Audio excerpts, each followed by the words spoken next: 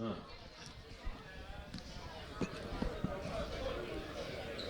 Well,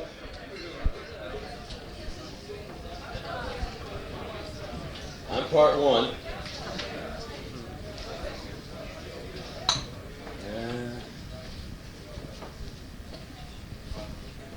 Damn, got off the point.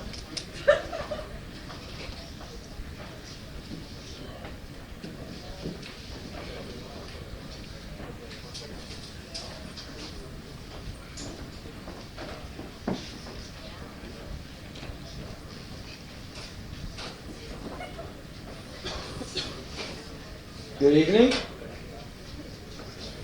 Shut up. My name's Henry. I'm doing my thing for a while, then Friday week is going to get on a play. Yeah! Alright. So, I'm kind of like the David Letterman part. Except I'm cooler, sexier, and I have a gun, and a bodyguard who knows how to use it. This is this idea. It's this thing. Check it out. I've been flying on a lot of airplanes recently to go do this hustle, the poetry scam. I got rid of the band scam. Now I'm doing the other scam.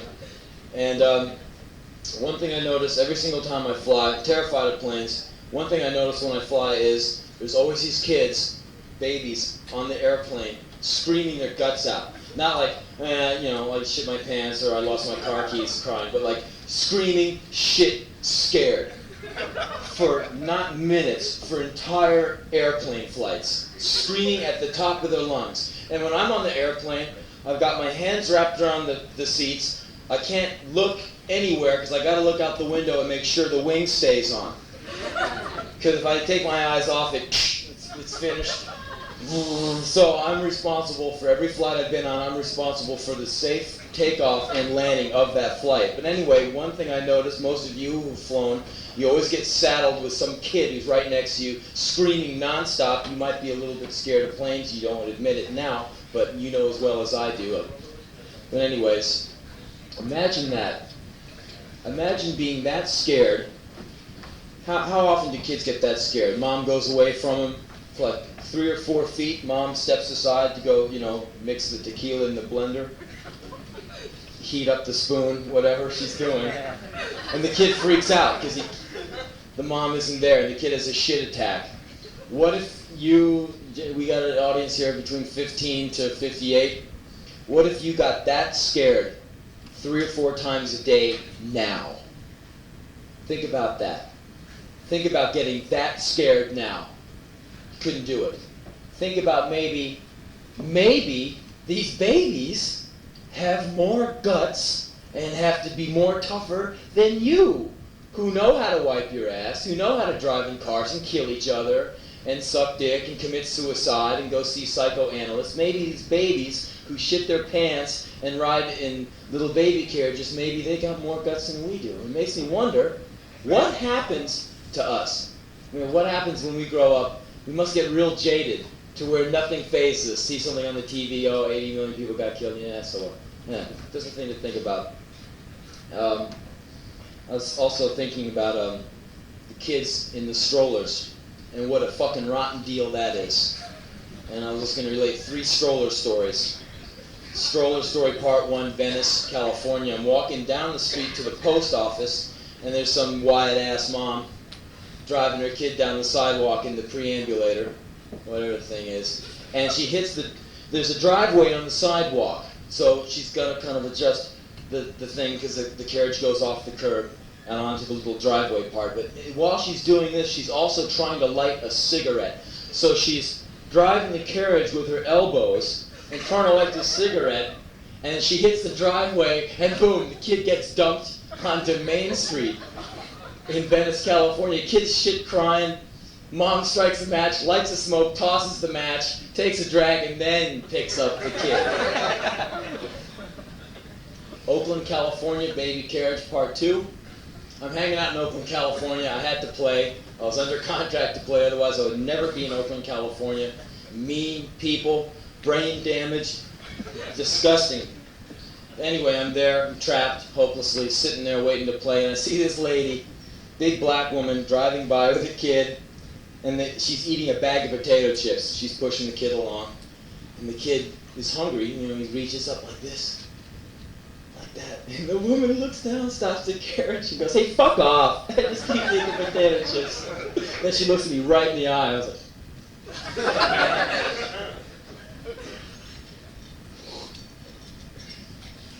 I was at this pizza place in Georgetown, Washington, D.C. the other day, and I'm eating. And there's like this washed out rock and roll lady there, baggy leather pants. She looked like she had a kid with her in the baby carriage. She's probably one of Rod Stewart's throwaways.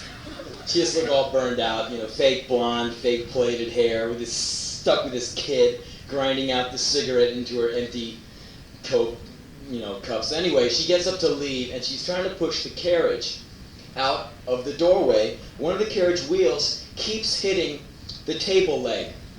And she's like, must have been she's probably on dust or something. And she's trying to push the kid out. Boom! The thing goes right into the table leg. And instead of maybe readjusting it to push it out, she gets frustrated. It goes, bam!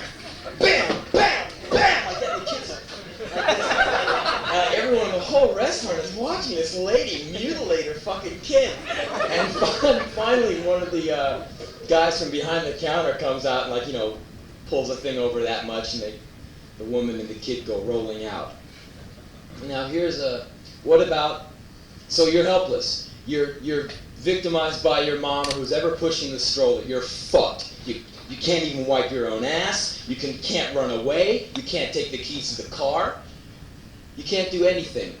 I'm in the store the other day with my stepfather. He had to go buy some piece of pottery for some present or something, so we buy the thing.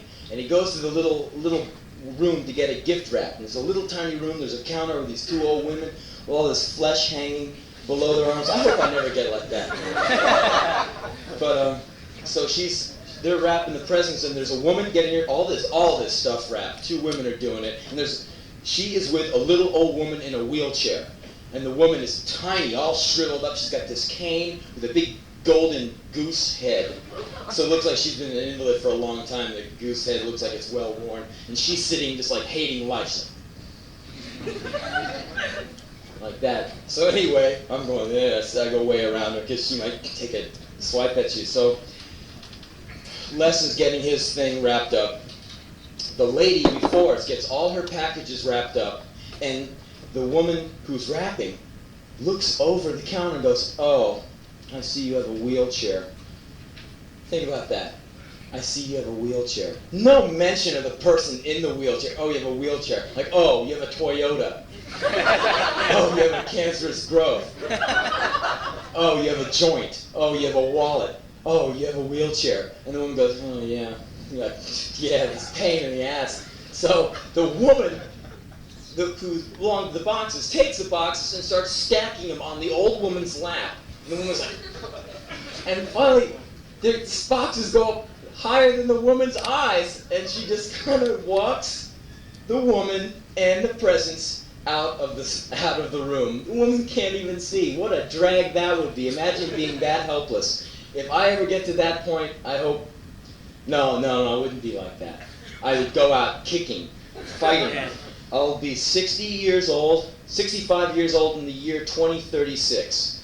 You guys will be grown up. You'll be driving your Mercedes-Benz. You'll see me in some bad district, some rundown neighborhood like Hoboken. I'll be those really insane people across the street at the drugstore, right down there. They don't know anything. The store's all covered with dust. You walk in there, you want something, and they're just kind of like, I'll be like that, but I'll be totally out of my mind insane. I'll be totally tan. I'll look like Colonel Klink. My hair will be all out. I'll have all these greasy, illegible tattoos all over my body. I'll have nothing on except a pair of black leather shorts and a pair of jack boots. And I'll sit outside my front porch and go, "Yeah! Yeah!" You guys go, fuck, look at that old fuck. And I was thinking I got 2 proposals to father children. Will you be the father of my child? God, I don't know how to do it. But they were formal proposals, and I vetoed them immediately. I was hoping, I was thinking about if I had a child, I wouldn't want to have a girl. Imagine a fuck like me raising a girl. Wouldn't work. She'd turn out to be a lesbian, or she'd kill me. She would get tattoos, like a big swastika on her tit, you know, ride a Harley and beat me up or something. So I'd want a boy. If I had a boy, I want him to be I wanted to be in fear of him. Like, I was in fear of my dad when I was younger, because he'd always knock me around. So I'd like to be in fear of my kid. He'd live at home. I would have made it by then. I would have taken the poetry scam to unprecedented heights, kicking back in Malibu, but in the doghouse in the backyard, because it's my house, but the kid will have the say of the place. 6'7", 375 pounds of raw USDA beef, walking me around. I get to eat every other day out of a dog bowl, and I have to lick his jackboots to get my food. He would bring over like 6 girls at a time, beautiful blonde women, hardly any clothes. I would be allowed to lick their shoes. He'd have them over and go, hey, you want to, here, watch this. Get up, Dad, get up. And I'd like get up for little pieces of liverwurst. That's what I would want my kid to be like. I'd get a phone call at night. Hello, Mr. Rollins. I crawl in from the doghouse. You know, it's Venice, it's the Malibu police station. I crawl into the doggy door, the little Henry door, and I go up to the phone. Yes? This is Lieutenant Fuckhead down at the Venice jail, or the Malibu jail. We have, well, we had a description of your son. He killed a few of us filthy pigs. He really wiped us out, Mr. Rollins. He slaughtered some of us senseless heaps of pig flesh. And I go, yeah, that's my boy. I was at this club in LA called the Lhasa Club, and they had this DJ, and the DJ plays all this far out shit, and he plays some Christian record, and the song is called "Things Are Better When You Understand," and they just have "Things Are Better When You Understand," and they have all these little sitcoms they start injecting in, like, "You're not going out past midnight tonight, young lady." "Oh, Mom, why can't I?" "Things are better when you understand." And it gets on, and finally the big climax is like, "Hello, Mr. Jones. We have your son down at the police station. You'll have to come down and get him. It's an overdose." "Things are better when you understand." I could see that would happen. "Hello, Mr. Rollins. This is the Malibu police station. This is Sergeant Dickface. We have your son down here. It's an overdose. He's dead." Fuck. I cut that stuff myself. How do you? God damn it. Stupid fucking kid. Okay, yeah, I'll come down and scoop him up. Have him in a bag. When I'm an old man, I have all these fanzines I'm on the cover of, stacked up to the ceiling. All these ex-punkers trying to kick my ass. I'll be little old man Rollins, crawling down the street on all fours in my leather pants and my jackboots. And someone will kick my ass, and I'll be able to sick my son on me. And he'll be like that guy in the movie. Some big punker will kick my ass, and he'll be working at the Dairy Queen down the street. "My son will kick your ass." He goes, "Yeah, right." And so I send my son over there, and he comes walking in, and you know the line. "Can I help you?" "Sarah Connor." Yeah, I worked in Texas. I want to tell you a little bit about where I live now. I live in a place called Venice, California. And I used to live a little bit south of there towards Long Beach, and I moved up to Venice, California. And it's right near Santa Monica. It's right on the beach, and it's a really heavy neighborhood on account of it was, back in a long time ago, it belonged to the hippies. So they had all these like hipsters there. And then they got chased out. The cops beat them down. They got bored, or they all started working for IBM, which is usually the real scam. But anyway, all the blacks and all the Mexicans came in. So you got this really heavy neighborhood. You got the Crips and the Drips and the Bips and the Chumps and all that shit. And so Now it's becoming hip again to have this neighborhood. So now all the white money is coming in. So you've got these little pockets of rich white people surrounded by really vicious neighborhoods of Mexicans and blacks. So in one neighborhood, one block, it's all these white yups, hanging out, doing their thing. You turn one corner and go 10 feet, and all of a sudden it says Godfather Crips scratched in the sidewalk. The houses look like they've been gutted. There's fires, there's dead bodies hanging from the trees. Real drag. Anyway, I live in a pretty 50-50 neighborhood. The blacks own the street, but the Mexicans own the alleys. And all the Mexican graffiti's been crossed out, and now there's black graffiti on top of it. I live across the street from a rock house where they make all the crack and stuff, just like you read about in Spin magazine. So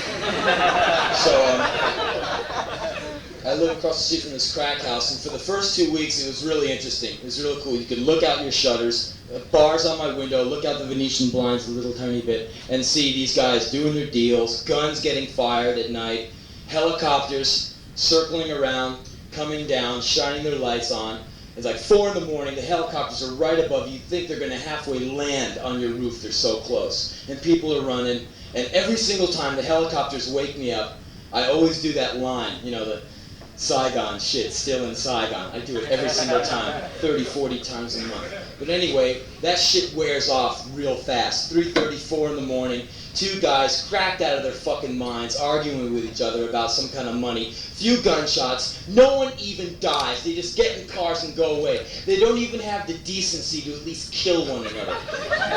So every night, they wake me up with their shitty, stupid music, talking a bunch of shit, selling each other a bunch of bullshit drugs. During the day, they're all out there hanging out on my front porch, giving me the heavy look when I walk in and out. I don't need it. I don't want it. It trips me out, keeps me up at night, makes me very angry. And every night they wake me up, and every day I get on my typewriter and write out these little fantasies about shooting. So here's a couple of them. 9 a.m., Venice, California, these guys are out front arguing. Today's heap is about how one mother owes the other mother $600. And they're yelling back and forth, and I'm going, cool. Maybe we'll get some guns. Maybe we'll get some action. This is better than TV. So I'm looking out. But no, they don't even kill each other. I wish they would just strangle each other underneath the car in dead silence across the street so I could get a little bit more shut-eye. I mean, I work hard, and I want to get a little bit of rest every once in a while. Wouldn't it be great if I went outside with my best impersonation of Richard Pryor impersonating a white guy? Hi, fellas. In my jammies. Bright white skin. Hey, fellas. Hi. It's 9 a.m. I'm kind of shagged out from last night. I'd like to get a little sleep. Can you take your drug-related matters across the street and argue in more sociable tones? The look, that look on their faces in that split second of silence before they broke my face would be classic. I'd be all attraction. I could tell all the nurses about it. Like, here's the fantasy part. Walk outside. These guys like, motherfucking, going back and forth. I just walk out with a gun. Boom! Boom! All these homeboys are across the street checking me out, sitting on their Honda Elite motor scooters. Hey! You see that? You motherfuckers want what these two got? Huh? I can't hear you. How come you're not talking anymore? Huh? And then I just shoot at all the tires of their Honda Elite motor scooters and walk back inside. Here's another one. Clint Eastwood rap. They're out there, 3 a.m., talking a bunch of shit, got their car stereos turned up full bore, selling a bunch of shitty drugs. I walk across the street and I go, hi, fellas. Now, I just wanted to warn you and tell you about this trip going down here. I went to the gun store today and I bought a new gun. You know me, I'm the crazy white guy across the street who blows away your friends from time to time. Right. Okay, well, I just wanted to inform you guys that I'm not going to be coming out of my house and making a big fuss like I always do. I bought a new gun, it's a high-powered rifle, and the salesman said it could blow big holes in your ass from the range I'll be firing from. So no longer am I going to come out here in my jammies, make a big fool of myself. I'm going to be shooting at you from that apartment window right up there. So I'll see you in my scope tonight. Good night, assholes. I went out on my way to the post office, and I wrote down every spray-painted name that I could read. So I've prepared a Venice roll call, and I'll lay it on to you right now. Ready? Venice roll call. Smudge, Action, Romeo, Evil Smoke, Mr. D-Day, Harlem Crip Cuz, Mr. Eskimo, Pee-wee, El Capone, Spooky, Miss Spooky, El Loco, Caveman, Bugsy, Manowar, Dinky, Sneaky, The Spit Bullet, and the Master Killer. Footnote, Miss Spooky is no more. It's now Danielle. It says Mr. Spooky and Danielle, 86. So we know that Miss Spooky is... she's out of there. I live right near a place called, a street called Main Street. So like I said, my street is kind of, you know, all the blacks have scared all the Mexicans into the alleys. All the Mexicans kind of sit in the alley and go, fucked up. And all the black guys are out front, you know, doing their thing. And you go 2 blocks down the street and there's Gold's Gym. It's like walking into some kind of science fiction scene. These huge motherfucking guys. And they got those belts so when they lift shit, their guts don't come out of their ass. And they have their names embroidered on them and shit, like they're really into it. And they come through the parking lot with a belt over their shoulder. You know, Conan on his way, gets out of the gold Porsche Turbo, you know, big fucking guy, going like this, you know. And 2 blocks from there, you could get killed walking at night. You go a block past that and you hit Main Street. Fantastic. Haagen-Dazs, antique stores, really chic little places to eat. Everything costs a lot of money. Beautiful women everywhere. Really hot women behind the counters and all the places. Really buffed out kind of guys. Young 28-year-old entrepreneurs, you know. So that's the kind of neighborhood it is. And every night they have those really hot California bars with, it's cold outside, offshore breeze. It's like 40 degrees outside. It's cold as shit. Cold, wet wind. You want to bundle up in a sweatshirt and get out of there. Every night, Tuesday night, Monday night, there's a line wrapped around this one bar with all these guys and girls just in their t-shirts. It's freezing outside. So there you are, Venice Bar on a Monday night. Boys and girls waiting in a line wrapped around the bar, waiting to get in. Cold as shit outside. Boys, big muscles, t-shirts, trying not to look cold. Pretty girls in little tank tops, trying not to look cold.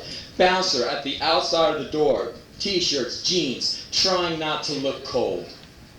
They can't make it look good to me. To me, it looks like a bunch of shit. So I just stand off on the side of the line and just watch. And I'm just watching them. You know me, got the shorts on. I'm like...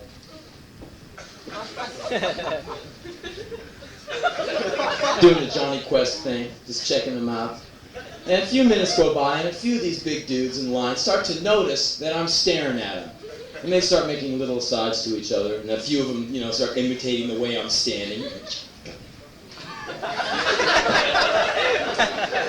I just keep staring at them. And finally, one of them says, "What the fuck are you staring at?" And I don't say anything. I'm just, you know, just waiting for him to make a move. Finally I go like, "Hey, fuck you, shithead." The guy looks at me like I come from another planet, like, "What the fuck did you say? I didn't hear you." I go, I want to run my face up your girlfriend's leg."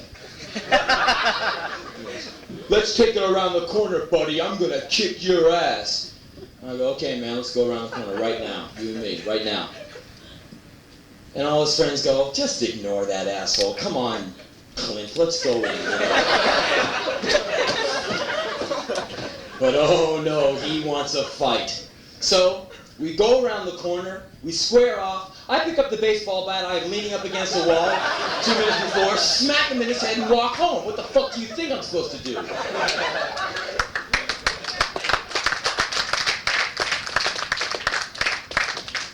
This is a quick thing on the palm trees where I live. Because in California, well, when you live in the East Coast, I used to live here. I lived here for 20 years. All the palm trees you see are on the Beverly Hillbillies, Hill Street Blues, postcards, always have hot white women underneath, you know, shaking them. And you never get to see all the other shit. So here's this trip. The palm trees make it look like such a lie. They make the streets look like they're the set of some big movie. Bums and palm trees, garbage and palm trees, urine-soaked hallways and puke-stained stairways and palm trees. They look like a postcard. They should have a postcard for sale that showed a dead street gang member lying in a pool of his own blood and piss with his hand resting at the base of a palm tree. Movie stars in Beverly Hills, the fronts of their mansions lined with palm trees. Anyone can have them. Limbs of Barbara Streisand's severed corpse strewn all over her front yard in Beverly Hills. Her head resting on a palm frond.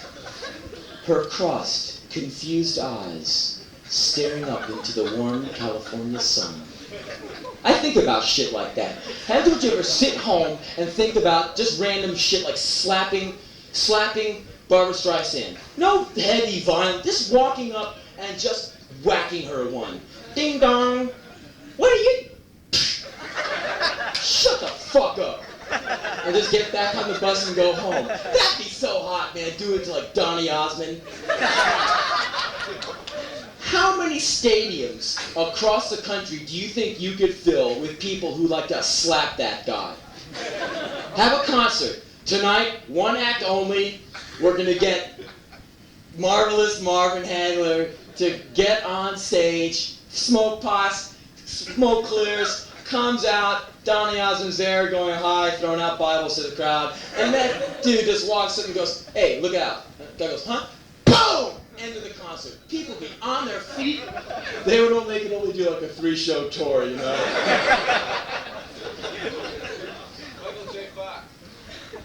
The boys push the blind man down the escalator stairs. The boys take the money out of the guitar player's case when he's not looking.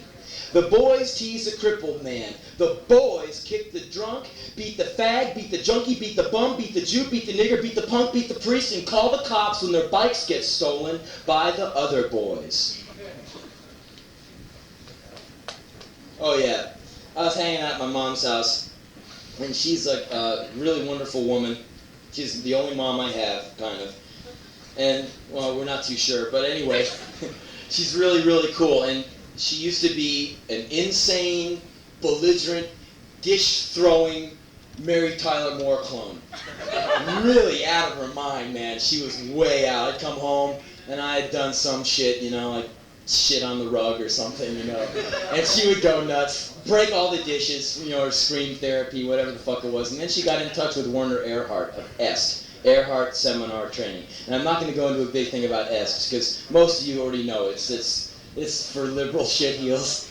I don't even know what a liberal shitheel is, but it sounds mighty good. But anyway, my mom now is a very happy, very well-adjusted woman, but she's got this real moony energy to her. Like, hey Mom, guess what? Auschwitz opened right down the street. We're all going to die. Oh, God, I had such a wonderful feeling when I got up this morning. You know, she will not get down on the serious issues, but she always has a smile on her face. So whenever I come to visit my mom in Washington, D.C., she always sneaks up some bullshit on me. She'll always invite some of her clanny friends over. She wants me to meet her friends, you know. So, Henry, we'll have dinner tonight. I haven't seen you for, 8.5 years. Okay, fine. So she brings, and, Phil and Merlin and all these are going to come over. And she always has, like, these kind of wide-ass, kind of flatulent type people, Oh, hi, I'm Iris's friend from the training. Be here with me. Let's share, So anyway, I'm hanging out at Iris's, and she's got some little goofy guy hanging out there. And so he goes, Henry, you would like him. He's a philosopher. He goes, that's right, Henry. I was trained in school to be a philosopher. And I said, that's wild, man, like a dog or a soldier is trained. He didn't like that one bit. I thought that was a fucking hot line. So my mom says, Henry, can you put on that record I bought today? She had bought this record. No shit. I put it on. It's playing. Fine. Guy doesn't like it. He goes, who is this? I goes, David Lee Roth. And he goes, who's he? I go, he is a philosopher from the West Coast. And he didn't like that line either. Enfield, Connecticut toilet. I got a thing with toilets, man. It's like love. Because every night when I do the rock and roll thing, I got to go out on stage and do it. So you have to do the NFL thing, your pregame shit. It's like one of the major moves of your day. Also, it's one of the only 5 minutes of solitude you get all day. So I write lots of stuff about toilets. And I got a Hoboken, New Jersey toilet from this summer. I'll save that one. But an Enfield, Connecticut toilet. I walk into the men's room in Enfield, Connecticut. And it's a typical punk rock men's room scene. All you fucking guys are inside the men's room. 150 people at the gig. 148 of them are male. 139 of them are in the men's room. Tiny little smelly room. All these guys are compacted in there. And what are you doing? Smoking Marlboros, writing on the walls. Are you pissing? Are you shitting? Are you using the facility? No. You're just hanging out. Uncomfortable, got all these leather jackets bumping up into each other's faces. Hanging out. What are you doing? I hung out with a bunch of dudes tonight. Fuck, man. There's these two girls out on the dance floor just kind of waiting. God, I wish someone would come out here and fuck me. They're all in the men's room. What the fuck are they doing in there? So anyway, I go in the men's room. There's smoke. There's bullshit being written on the wall. All I want to do is dump and get out of there. So I make my way to the stall, and there's this guy standing in front with his arm across it. And I go, what are you waiting for a bus? Can I go in there? Can I gain passage? And he goes, oh, right this way, Mr. Rollins. I go, thanks, so I go in there and I close the door. I got my chump shorts on. And I see there's a big puddle of puke on the floor. So I pull down my shorts. And I gotta balance them on my shoes so they don't get in the puke. So I'm real good at this shit now, So I got that there, and I sit down. Fucked up, man. Snickers bar, pizza, post-pubescent beer puke all over my ass. Get up, look at the roll. Oh no, someone pissed all over it. Oh yeah, I like to chain the rolls to the ceiling so you guys can't do shit. So here I am with an ass full of greasy, cold, fuck-up puke, a roll of urine-soaked toilet paper, and I'm in Enfield, Connecticut. And I just have to say, well, Rollins, not bad for a guy who can't play the violin. Okay. Oh yeah, this thing about being oneness. You always, a lot of people will get their thing by fucking over someone else. Like I did a show at the Rat up in Boston. I walk in there. When you do the poetry scam, you don't look very balls out. You walk in with a folder. Hi. I'm the guy I'm going to be talking tonight, and they're always like, yeah, right. So anyway, these bouncers are excessively fucked. I walk in there going, hi, I'm Henrietta Collins, and I'm going to be reading, I'm doing the poetry scam tonight. And the guy goes, oh yeah? I go, yeah. He goes, well, the show's down there. You got $6.50 to get in? I go, come on, man. I'm reading. Oh, don't worry, I recognize you. I've seen you on the cover of a magazine before. Oh, okay. Well, I got a guest list. Oh, you do, huh? Let's see it. So I give him the guest list. He just goes, it's like 3 people. He goes, yeah. There's your guest list. He's staring me right in the face. My guest list falls on the ground. And I got mad for a second. Then, I eventually talked to someone who was a little bit more together than that guy. And afterwards, I was thinking to myself, what a bullshit prison that dude is in when he feels the need to get off, to get his thing by fucking over someone else. And every once in a while you have done that, I have done that, and you fail to feel shitty about it. Well, you should feel shitty about it the next time you do it after you hear me talking about it tonight. But anyway, here's the thing about keeping your shit together. Like, not fucking over someone else to get off. Like, boys, the next time she has her cum in your mouth, and you think, ha ha ha, you know, you've done the Budweiser triumph, and she turns out and spits it back in your face, don't get mad. This quick thing, no sweat. Whenever I beat off while I stare at myself in the mirror. I don't have to close my eyes to imagine nothing. I get off on myself. Do you know what I fantasize about? I fantasize about beating off. Oh God, there's a guy beating off. Whoa, it's me! My hand on my cock. Me getting myself off for me. I do it with the one who loves me the most. I got what I want, and I got what I need. And I don't have to hit on no one, or play games, or do any bullshit. Do it now!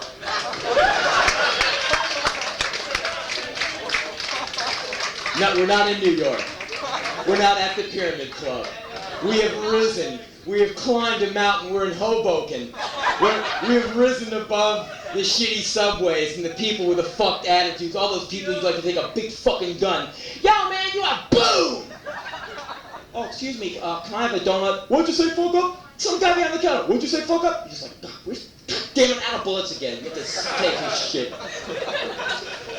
No, I'm not going to do it now. I'm going to do it later on. And honey, when I do it, I won't be thinking of you. I'll be thinking of someone with a better ass. This is, you guys can use this if you ever want to have a quick comeback to those guys. You know, you walk into a place, you're dusted, you're tripping, you're out of your mind. Guy says, "Are you registered to vote?" And you always just go, "Oh, no." So, okay, here's a way to really burn their shit. I mean, anyone who's going to spend a Sunday afternoon with a fucking clipboard outside the Lucky Market on Santa Monica Boulevard in Santa Monica needs to have someone like me jump in his face for 30, 40 seconds and then get out of there. So here's this quick trip. I was walking into the Lucky Market on Lincoln Boulevard in Santa Monica the other day, and this guy's out in front with a clipboard. He comes up to me and says, "Are you registered to vote?" And I say, "Hell no." And he asks why not. And I tell him that none of these guys on the ballot ever talk about killing pigs. I want to see dead pigs, man! Dead fucking pigs! I want to see bullets flying, baby! And I start making all these shotgun sounds and spit's coming out of my mouth, and I was spitting all over the dude, and I'm going, I want to see pig blood, man! I want to see a mountain of pigs! I want to vote for the guy who wants to totally annihilate, eradicate, and incinerate pigs! And until that man comes along, I'm not voting for shit! The guy goes like, "Well, son, I think you're going to be waiting a very long time for that." That is right. Okay, quick one, called 2 points. Junkie fixes up some bad shit, dies in his boarding house bedroom. Next morning, it's August, hot as shit. Next morning, landlord walks down the hallway, smells the stink, opens up the room with his passkey, sees the dead junkie lying on the bed. Without a word, opens up the window, takes the dead junkie, throws the junkie out the window. Junkie falls 5 floors down right into a dumpster, just like a James Bond movie. Landlord looks out the window, sees the junkie in the dumpster, and goes, "Oh, 2 points." A couple of one-liners my dad gave me when I was really young. All boys who did grow up with their father go through some really sadistic bonding ritual with their dad. It doesn't matter whether it's... Have you ever seen that Wheaties commercial? You know he's a man. You know he's a man. He's ready for Wheaties. What a weird fucking trip those guys are into. They're probably from Salt Lake City or something. But anyway, you know, the dad and the kid take the canoe out into those bullshit whitewaters. I did worse than that when I was 7 years old. So they're going through these things. You made it, son. Now, let's go have some Wheaties. But before that camera rolled, you know that they were out in the bushes and his dad was pumping that kid in the ass, man. Some kind of weird shit. Dads always lay some heavy, when your dad teaches you about women, there's always some kind of weird thing, So anyway, here's all the one-liners my dad gave me. This is all the wisdom he imparted to me. This is hot. Hit him first. Kick him in the balls, hit him in the eye. Make him hurt, make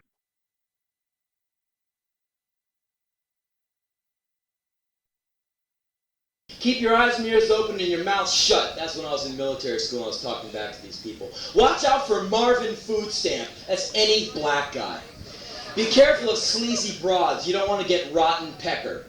Isn't that wonderful? 5 years old. Watch out for sleazy broads, kid. You don't want to get rotten pecker. Okay, Dad. I didn't know what a sleazy was, or a broad, or a rotten. Had a pecker. Hasn't grown much. It's not that big. It's fucking great. Your mother is a nigger lover, but she's okay.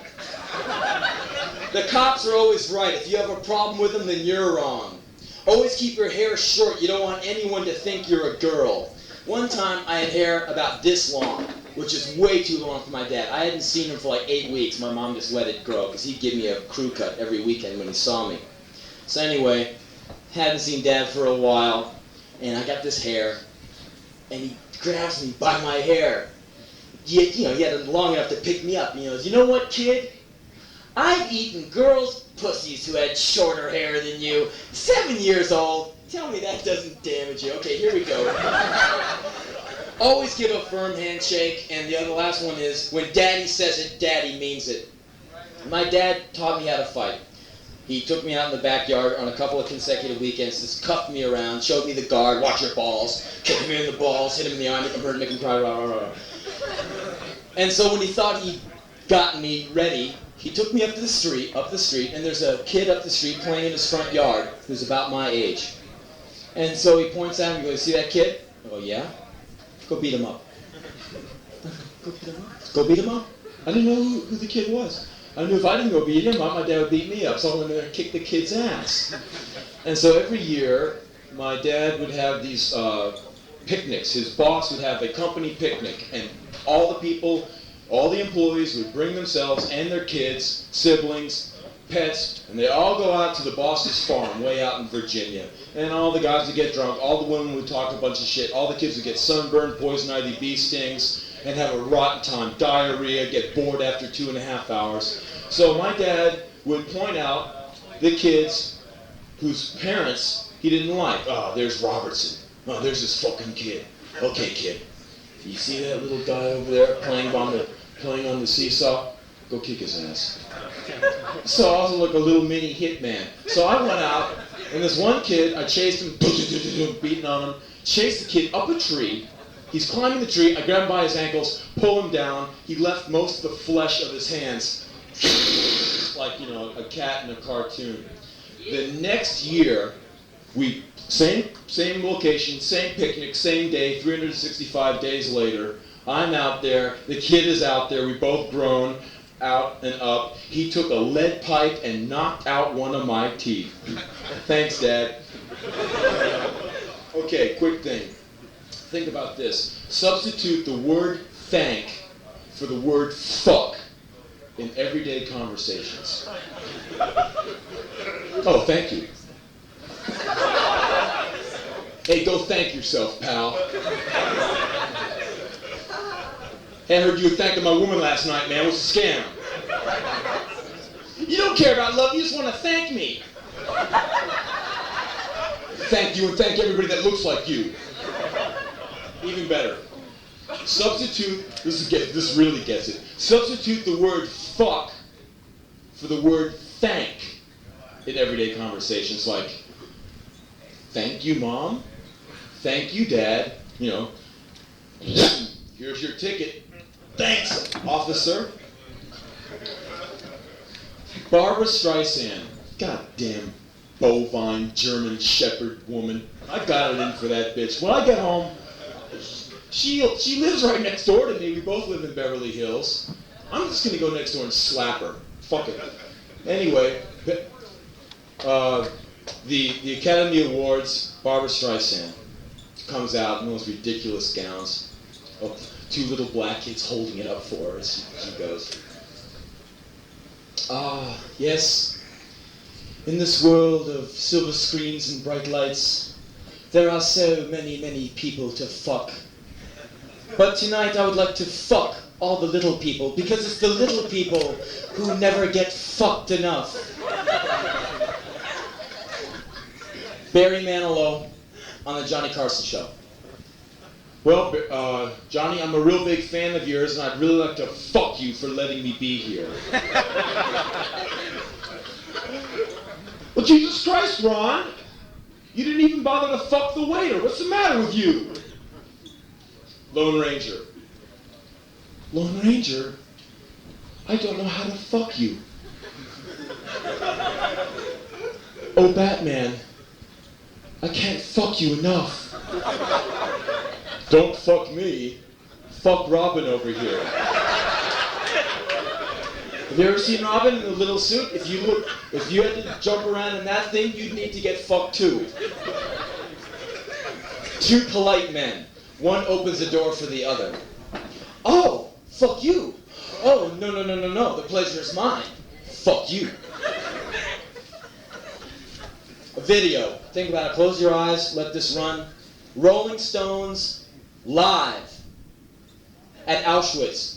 Mick Jagger comes in on a crane, dropping rose petals on the dead bodies while the band plays Sympathy for the Devil. Okay, you're out of there. This is really heavy. This is like, say we're at Beyond Baroque in Venice, California, at a real life poetry reading. The first act was a bunch of women, the psycho, lesbian, feminist, self-defense, performance artist, rescue league, reading Shelley. Next thing was a semi-retarded war veteran in a wheelchair reading Ezra Pound. And then me. And this will be one of my spiels, if I ever do. I'm hearing black voices in the night. God, doesn't that sound heavy? I'm hearing black.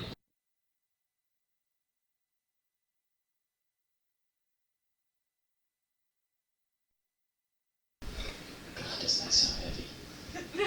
I'm hearing black voices in the night. Like, I can see some guy, dressed in black, here at Maxwell's. This little song, it's off our new album. It's called Black Voices in the Night.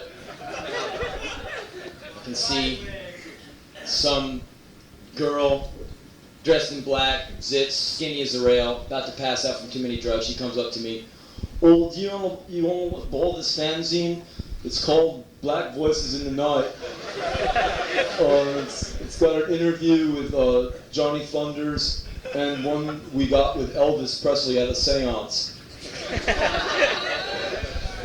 Some kid, covered with zits, skinny as a rail, about to pass out from too many drugs, dressed in black.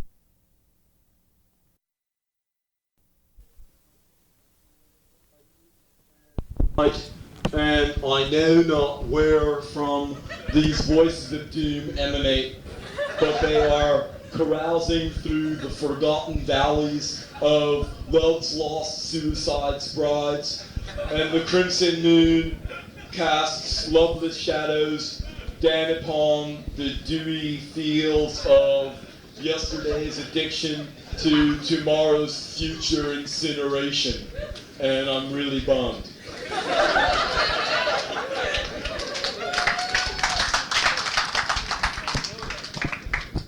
I'm hearing black voices in the night.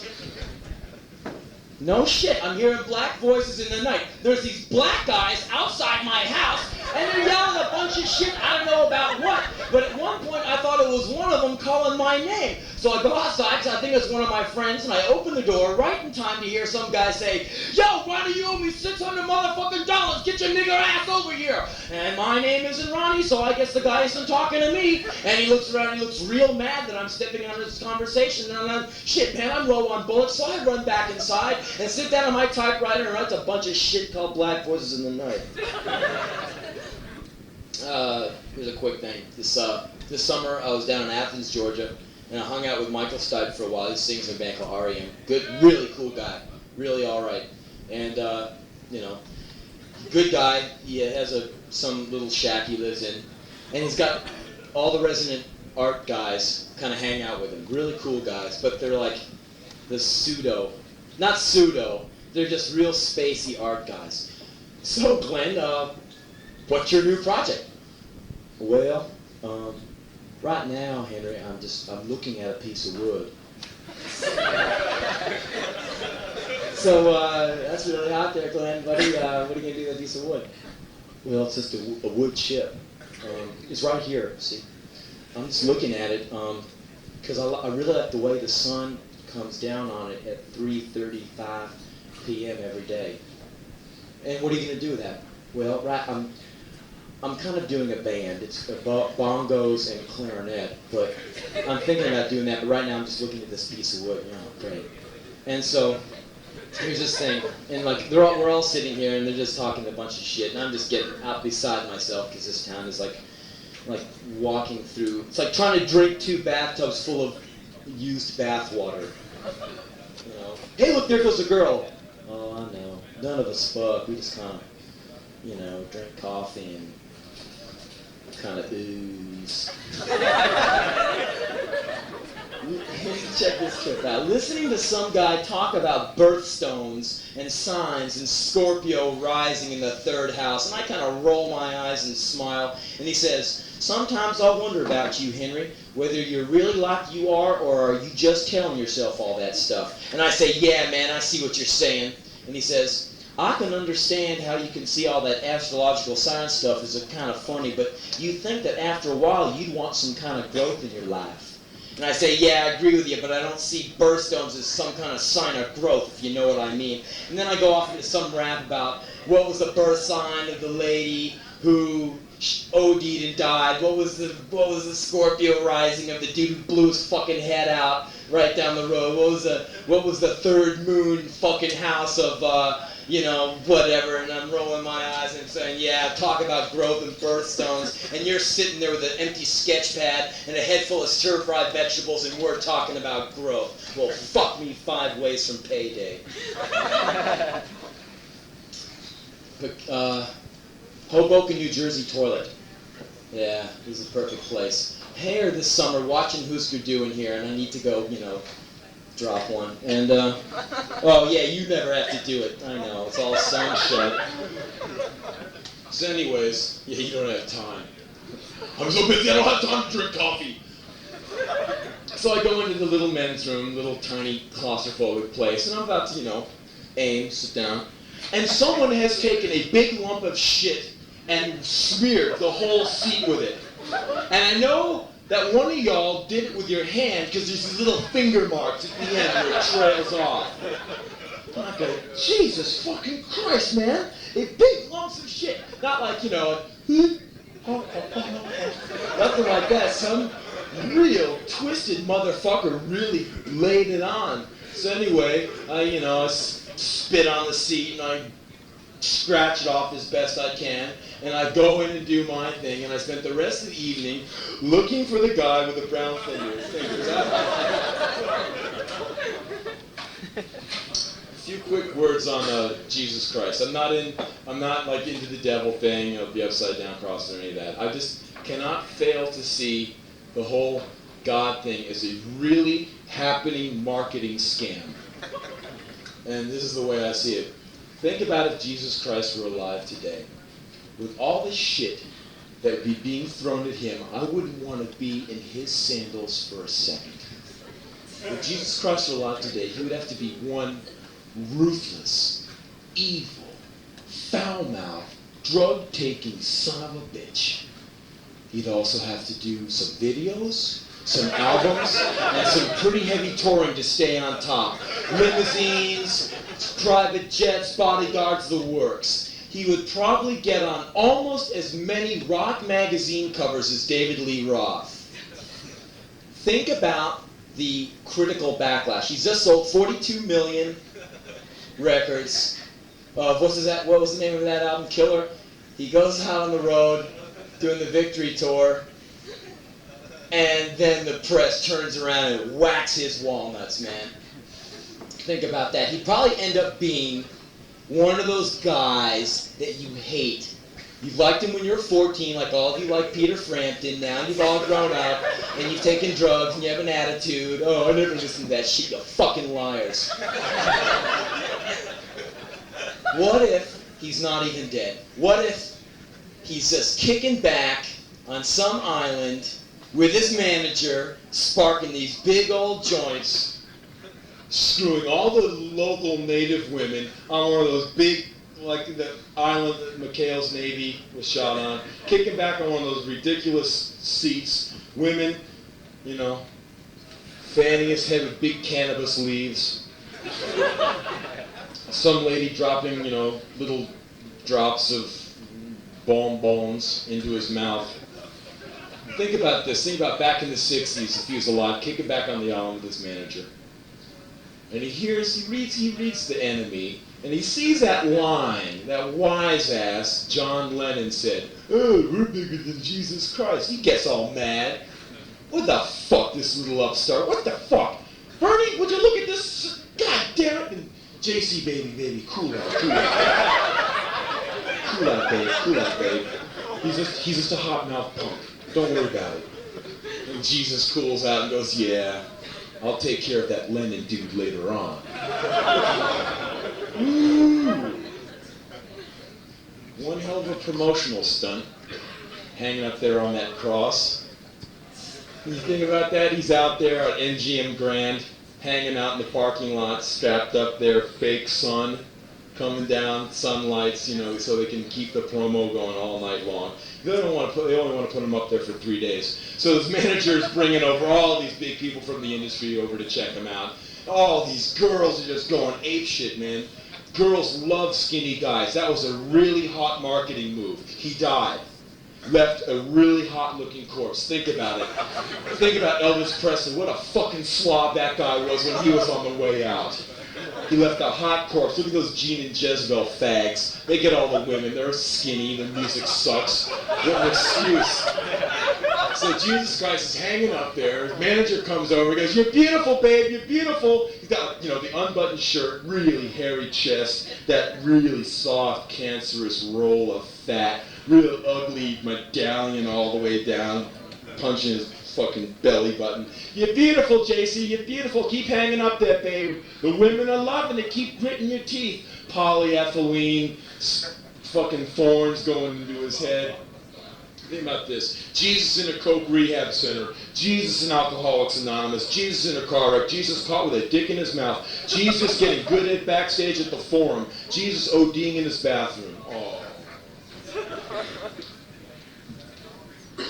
All right. I'll do one last thing for you. And then Fright Week will go on. Do their thing. Right on. All right.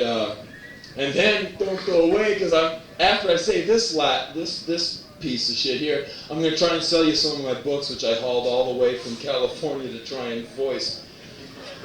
Okay, this is just a quick thing on what I would do if I could change things around a little. The Rollins way. I think that those beer ads on TV should depict young people throwing up in parking lots of fast food places in the Midwest. I think that limp-wristed fags should be in Marlboro ads. You always see Sports Illustrated, these big hunky Marlboro men with a cigarette, with the fire going on in back. They're fighting a raging fire, time out for a smoke.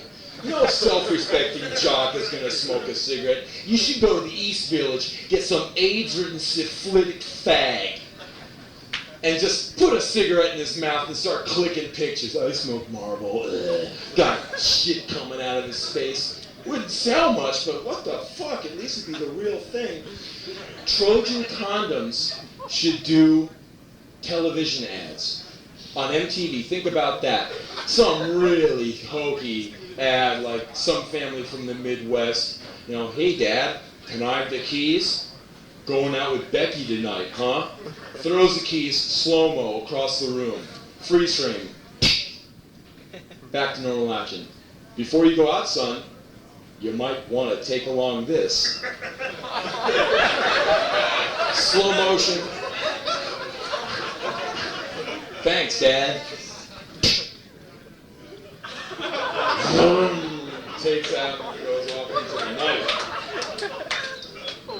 I think that punk rockers who piss on the rolls of toilet paper in the men's rooms of the clubs they go to should be taken to watch and dropped off without cab fare home. David Letterman should be busted for cocaine and sent to the East Village in New York to take up heroin addiction. Charles Bukowski postage stamps, John Holmes bubblegum cards. Gary Gilmore should have had his own line of tennis clothing. The normal thing, the polo shirt, the pants, with a little target. All the street people in Los Angeles should hike over to Bruce Springsteen's house in Palos Verdes, en masse, knock on the door, and ask if they can use the bathroom. That'd be hot. He's, screwing that stupid-looking wife of his. She looks confused. She looks like she doesn't have a fucking clue. Look at her husband, though. This, rebate guy from New Jersey. Ow! Yeah. And now he's kicking back in the house, $3 million. You open up the door, there's all these disgusting crab lice infested fucking flea-bitten guys. Hey, boss. That Vince Neil character of Motley Crue should be made to do his jail time on the main line at LA County so he could learn the real meaning of soul love. Humboldt County pot should be the official weed of the U.S. Olympic team. That would make it more realistic. All the co-eds at UCLA in Beverly Hills, should be dosed with crabs once a week for as long as it takes. Wouldn't that be hot? Go to Westwood, Beverly Hills, beautiful women, untouchable women, buffed out, tan guys, golden, the men of gold, the women, aerobic, beautiful, all 6 foot. They all look like Daryl Hannah, who should be attached to my midsection and pretty soon. But anyway, they got those little Adidas halter tops, bing, totally happening. Those little dolphin shorts, and they're always, wouldn't give a slob like me the time of day. Hey, you want to get in my trunk? Get in the trunk! We're going to the desert! Never fall for it. Never once. Wouldn't it be hot to see one of those girls, cheerleaders, volleyball team rejects, reaching their hands down their pants with those beautiful painted nails and just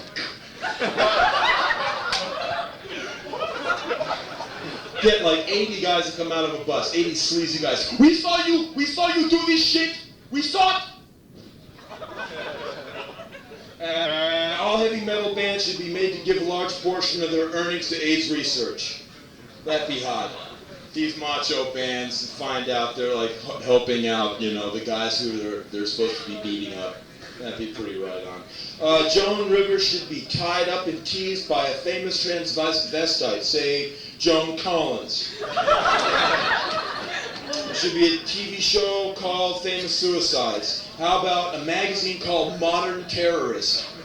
Had all that do-it-at-home methods. Okay, I've been running now for an hour. 11:45. Can I do any more? Or do you want me to go? More? Yeah. Okay. I don't want to fuck up the schedule. I'm going to be doing more.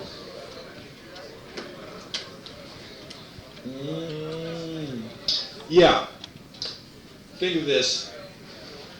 All the businessmen you see, you go downtown, all the businessmen you see, always out of shape, they look really uptight, they got all these pimples on their neck, because they shave every morning in a hurry. Oh my God, I got down this one, rip, bing, bing, bing, bing, bing, bing, bing, bing. They got all these zits all over the place. They always look really uptight, like they haven't got a thought in their heads, and they're really bothered about something all the time. And they're always got that big roll of fat coming out of their neck. They look like they have to strap on their suits. And they're kind of fat, kind of jiggle around. They sit under fluorescent lights all day long. And then they get on the subway, conductor puts him in a body bag, ships him back out to the suburbs, wife identifies the number on the body bag, throws the body bag into the station wagon, takes it home, sets the body bag up, unpeels it, puts the plastic fork into the husband's hand, microwaves the turkey tetrazzini, spoons it into her husband's stomach.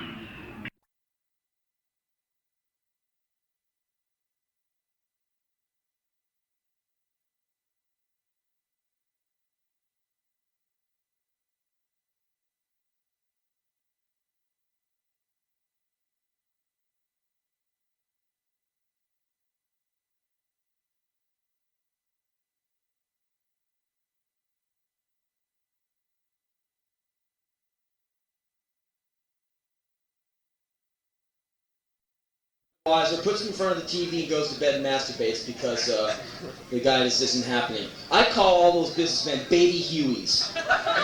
Because they're like big babies, big 45-year-old, $150,000 a year baby Hueys. Think about this. Think if you're, you go into a Denny's. You guys got Denny's out here, the 24-hour restaurant? Yeah. Okay, you go into a Denny's or a Hot Shops, any 24-hour place. Lunchtime, places are packed with businessmen.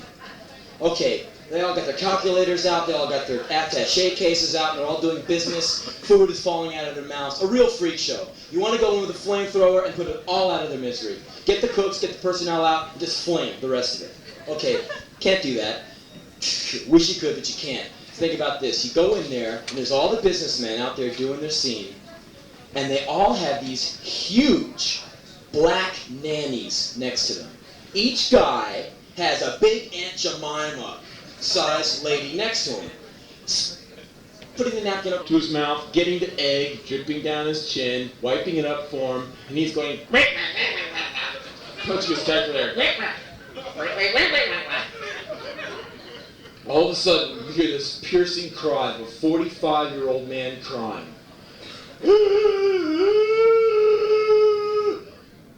Big Aunt Jemima clone picks the guy up,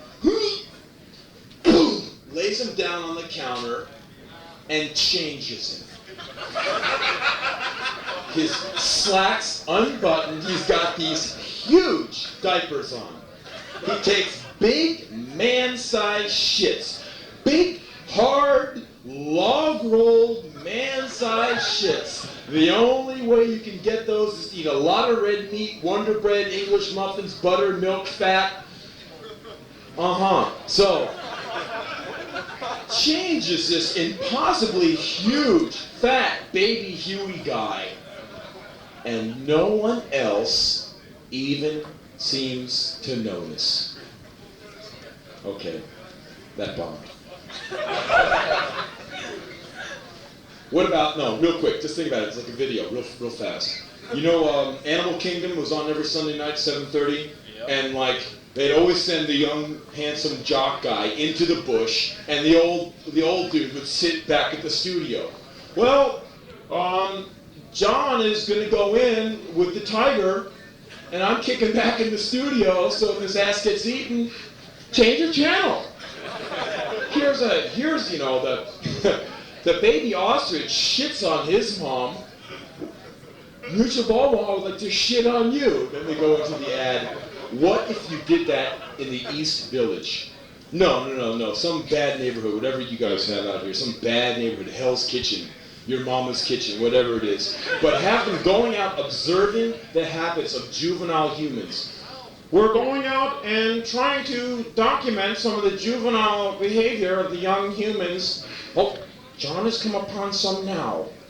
But they're pulling out guns, they're robbing John, they're stripping him of his clothes, they're throwing him into a big pot, they're throwing salt and pepper on him. Well, I'm getting in this taxi cab and I'll be calling the shots from the studio. Okay, that bombed in Atlanta too. Okay, one last one, and then I'll get out of your all's way. And this is going to be hard to work because there's people talking in back. But hey, you guys talking at the bar? I'm going to go on for like a minute and a half more, and this is really cool. Why don't you just like be quiet just for this last one because it's real quiet, and then I'll be gone. You can talk and throw shit. You what? Okay, forget it then. Anyway, I'll try and do it anyway.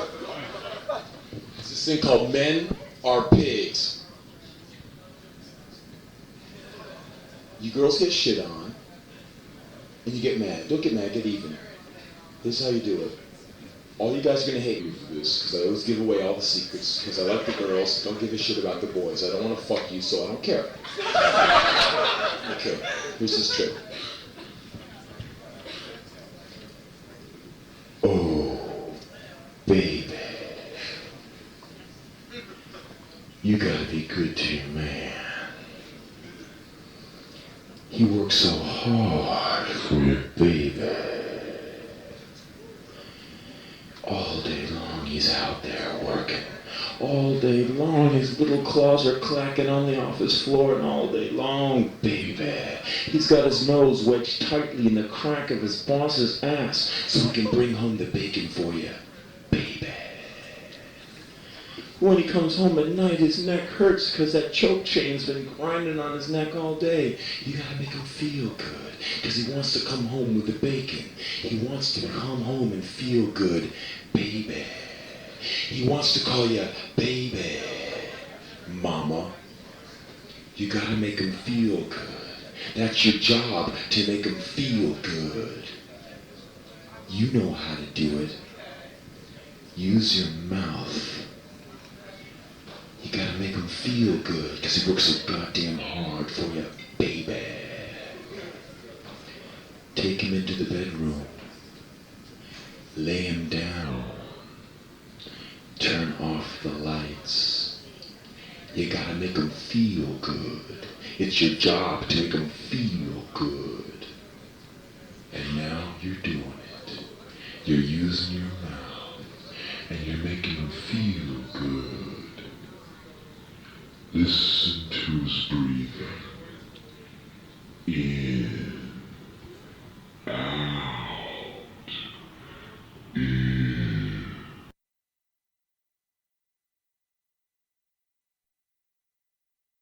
Out.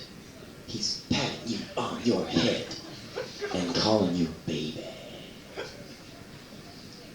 Reach up. Higher, higher, underneath the pillow. Get the knife.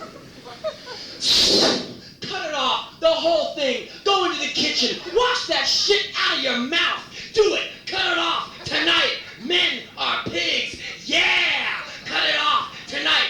Put it in an envelope! Address it to me! Henry Rollins, P.O. Box 2461, Redondo Beach, California, 90278! Do it! Tonight!